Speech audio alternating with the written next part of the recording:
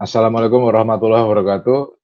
Bu Nurul, hari ini saya akan menjelaskan mengenai proposal tesis saya yang berjudul Analisis Faktor-Faktor Penentu Keberhasilan atau Critical Success Factors, pendanaan startup oleh venture capital menggunakan pendekatan metode analytical hierarchy proses dan analytical networking proses.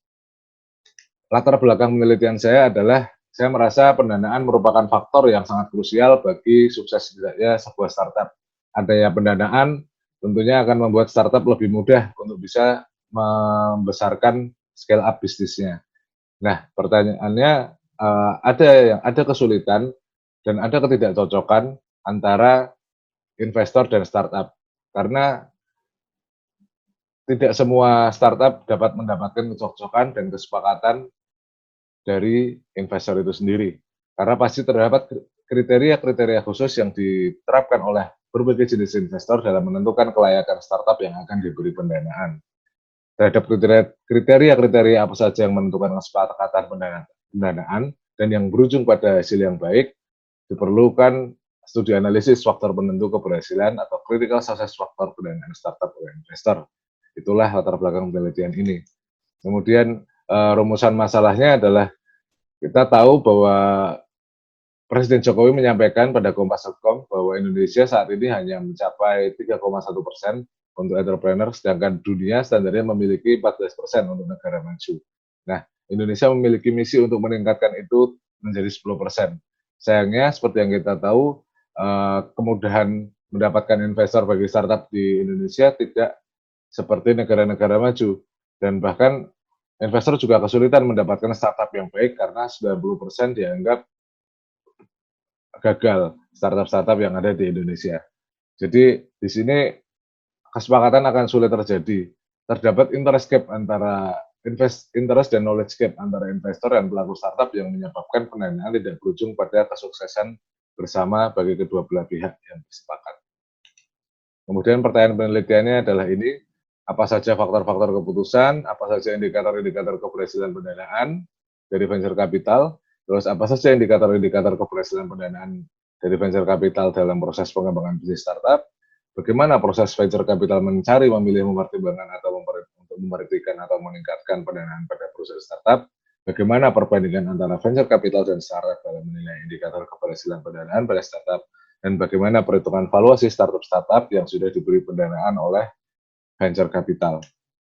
Kemudian tujuan dan manfaat penelitian, tujuannya ada tiga. Yang pertama, untuk identifikasi dan analisis critical success factor keputusan pendanaan berdasarkan urutan prioritas dengan sudut pandang venture capitalnya dan sudut pandang dari startup, yaitu investor dan investasi. Kemudian identifikasi dan analisis critical success factor keberhasilan startup berdasarkan urutan prioritas dengan sudut pandang venture capital dan startup. Ya, dan yang ketiga, mengukur dan menganalisis nilai evaluasi perusahaan startup yang mendapatkan pendanaan. Dari tujuan penelitian tersebut diharapkan manfaat penelitiannya adalah hasil penelitian ini mampu meminimalisir knowledge dan interest gap yang ada antara investor dan startup. Dan selain itu diharapkan pula akan memberi manfaat untuk membantu startup dan investor agar meningkatkan peluang terjadinya kesepakatan pendanaan dengan persentase kesuksesan yang tinggi yang berujung pada keuntungan kedua belah pihak di kemudian hari. Oke, di sini pada penelitian ini saya menggunakan beberapa tinjauan pustaka. Tinjauan pustaka ini akan digunakan untuk melengkapi kuesioner, kuesioner dan wawancara, kemudian yang akan menjadi kriteria dalam analisis pada HP dan HNP. Yang pertama, tujuan pustaka pertama adalah tentang faktor keputusan investasi. Di sini disampaikan ada 9 dari Widyastana et al.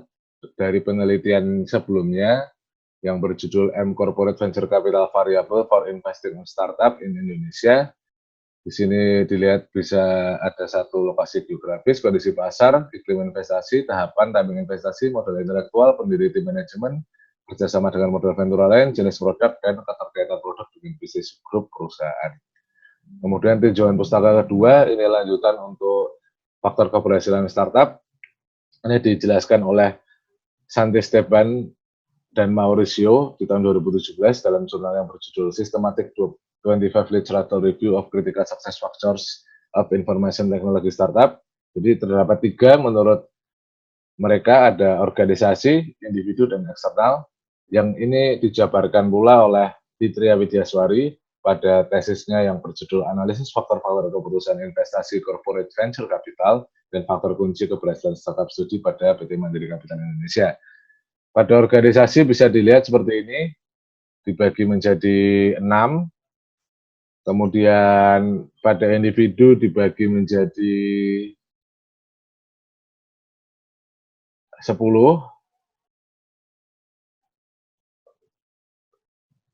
kemudian pada eksternal dibagi menjadi 5. Ini semua dijabarkan oleh Fitria Widyaswari pada tesisnya yang berjudul seperti berikut, dan ini akan menjadi landasan pertama yang akan saya rujuk untuk menjadi pertanyaan-pertanyaan pada kuesioner dan wawancara saya di penelitian ini. Kemudian untuk metode penelitian data, di sini ada metode penelitian data menurut Cooper and Schindler. Penelitian dengan yang saya terapkan di sini adalah analisis deskriptif. Analisis deskriptif adalah penelitian yang mencoba untuk menemukan jawaban atas apa, kapan, di mana, dan bagaimana. Untuk deskripsikan hal tersebut, dikumpulkan data nanti mengenai faktor-faktor yang mempengaruhi keputusan investasi pada startup dan faktor-faktor keberhasilan startup dengan kombinasi instrumen wawancara, baik individu atau kelompok, analisis data, dan observasi. Kualitatif deskriptif yang saya lakukan itu mengkombinasikan pengumpulan data untuk data primer dan data sekunder. Untuk data primer, saya akan mewawancara ada 2 jenis narasumber. Yang pertama adalah investor dan startup. Dari investor, saya menominasikan ada venture capital dari bank, baik itu Mandiri Kapital, BRI Kapital, atau yang lain nanti. Kemudian dari swasta saya menominasikan East Venture untuk diteliti karena East Venture memiliki startup yang hampir seluruh Indonesia menggunakan, contohnya Cicil, terus Tokopedia, Traveloka, itu beberapa diinvest oleh East Venture. Dan kemudian dari BUMN, Telkom Capital yang memiliki research and development bernama Amuba dan Indigo. Jadi masing-masing dari situ narasumbernya 1 dan minimal 3 narasumber dari venture capital keseluruhan. Kemudian startup kita mencari startup-startup yang diinvest, yang diberi pendanaan oleh venture capital yang kita wawancarai tadi, sejumlah masing-masing 1. Jadi total narasumber yang mengisi kuesioner dan wawancara ada minimal 6 orang. Nah, di halaman ini bisa dilihat terdapat pertanyaan kuesioner. Kuesioner ini masih saya ambil dari tesisnya Fitria, di mana di sini bisa dilihat ada pertanyaan-pertanyaan untuk faktor keputusan di bagian kiri bawah, dan yang kanan critical success factor. Jadi yang kiri diisi dengan cara sangat penting dan sangat tidak penting, normal, tidak penting, dan penting, dengan skor sangat tidak penting 1 dan sangat penting 5. Bisa dilihat itu pertanyaan-pertanyaannya. Terus yang di kanan itu nanti narasumber akan menulis bobotnya. Bobot akan ditentukan oleh narasumber yang paling dianggap kredibel, menurut saya adalah East Venture. Kemudian nanti setiap narasumber akan mengisi strength ratingnya. Nah, nanti firm rating adalah hasil perkalian dari keduanya. Bisa dilihat di sini. Kemudian saya lanjutkan pada wawancara. Jadi wawancara adalah melanjutkan dari kuesioner tadi dan berdasarkan apa pertanyaan yang ada di kuesioner. Jadi contoh desain pertanyaan wawancara mengenai jenis produk, misalkan jenis produk di sini kan masuk ke faktor yang di kiri bawah, faktor keputusan. Di sini ditanyakan lebih lanjut tentang apa jenis produk yang ditawarkan pada startup, siapa segmennya, bagaimana proses mendevelopnya, mengapa jenis produk ini memiliki kekuatan di pasar.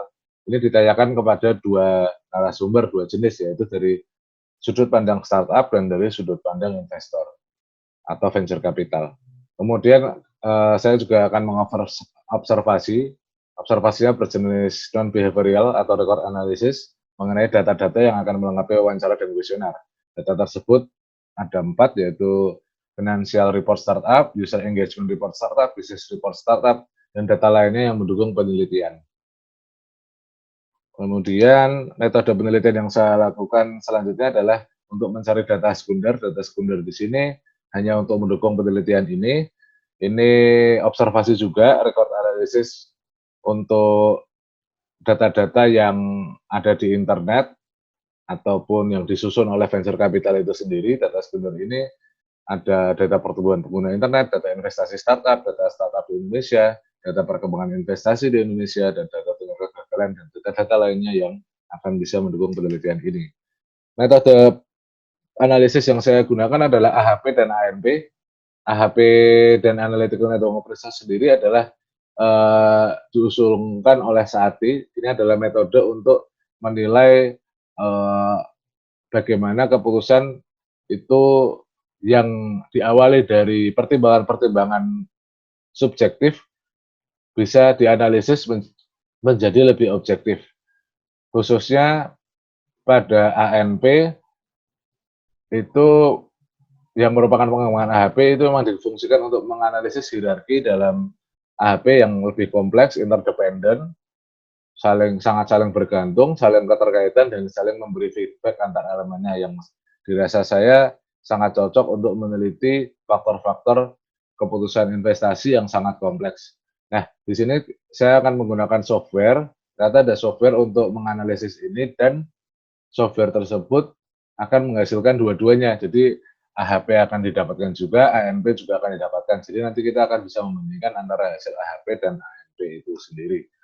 Terus success factor nanti yang akan menjadi frameworknya itu akan menjadi kriteria dan subkriteria. Itu dilihat dari studi literatur dan hasil wawancara dan kuesioner sebagai isiannya.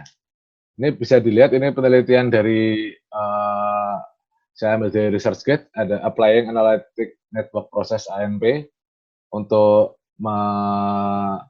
merank critical success factor dari waterfront redevelopment karya Paul Tay, Kai, dan Jie Zheng. Bisa dilihat di pojok kiri bawah itu adalah dimensi-dimensi yang dimasukkan dalam software ANP AHP Analytical, di mana dibagi menjadi 4 kategori atau 4 kriteria dan diisi masing-masingnya subkriteria. Contoh di economic function ada land value, transformation of port city interface, contribution to regional economy, profitability, dan maritime clustering. Nah, yang di tabel 4 yang bagian kanan ini adalah hasilnya dari penelitiannya. Ternyata pada AHP dan ANP ada perbedaan di setiap ranking-rankingnya. Kayak di bagian atas yang sama ternyata hanya transformation of port city interface dan transformation of port city interface. Jadi ada perbedaan. Yang lain ternyata beda semua. Jadi AHP itu lebih ke hierarki, ANP itu akan bisa mendapatkan gambaran yang lebih objektif. Kemudian yang akan dianalisis lagi yang diobservasi tadi nilainya itu menggunakan Damodaran A di tahun 2009. Jadi bisa dilihat ada 3 step untuk mendapatkan perhitungan nilai valuasi. Yang pertama memperkirakan laba dengan estimasi, kemudian nilai valuasi pada akhir periode dihitung menggunakan price earning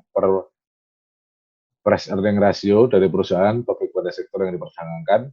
Formulanya bisa dilihat equity value and forecast horizon sama dengan expected earning year end dikali forecasted price earning. Kemudian 3, nilai estimasi atas valuasi pada akhir periode didiskontokan berdasarkan target rate of return pada umumnya. Biasanya target rate of return yang jauh lebih tinggi dibanding diskon rate pada perusahaan publik dengan formula yang seperti yang ada di bawah. Itu equity value today sama dengan equity value at end of forecast horizon dibagi 1 plus target rate of return. Ini ada jenis-jenis target of return biasanya di startup yang ditulis oleh Damodaran. Startup 50-70%, yang baik, first stage yang 40-60%, standarnya, second stage 35-50%, dan IPO di 25-35%.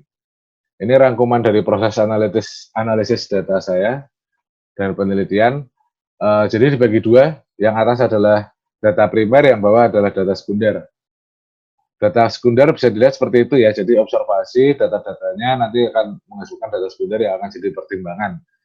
Saya akan menjelaskan untuk data primernya. Pada data primer, kuesioner wawancara dan observasi akan dilaksanakan pada venture capital dan startup, kemudian akan memunculkan data primer venture capital dan data primer startup yang akan dianalisis melalui AHP dan ANP untuk critical success factor dan faktor-faktor yang mempengaruhi keputusan. Kemudian untuk data primer startup yang financial report akan dianalisis valuasinya melalui Damodaran business reportnya.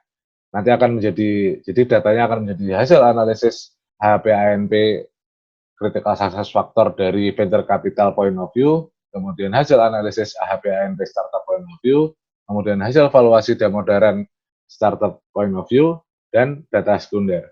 Nah, dari keempatnya akan dikomparasi antar hasilnya, dianalisis lagi untuk dikomparasi bagaimana saling keterikatan dan kesamaan atau perbedaan antara hasil-hasil analisis yang sudah dilakukan tadi. Nah, dari komparasi antar hasil itu nanti akan bisa ditarik kesimpulan yang akan menjadi research answer itu sendiri dan knowledge bagi peneliti, bagi startup yang diwawancarai dan startup-startup ke depan, bagi investor yang merupakan research goal dari penelitian ini, yaitu mendapatkan knowledge dari penelitian. Ini penelitian rujukan yang saya buat, ada 5.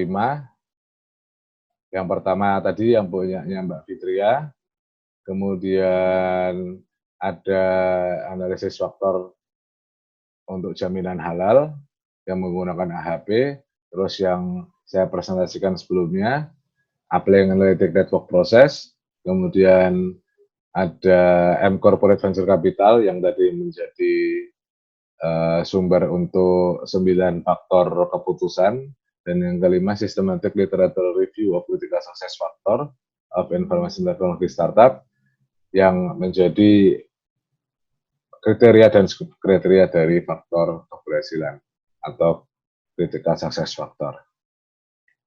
Sekian, terima kasih presentasi dari saya. Semoga bisa tidak terlalu cepat, Bu Nurul. Terima kasih sekali atas kesempatannya. Assalamualaikum warahmatullahi wabarakatuh.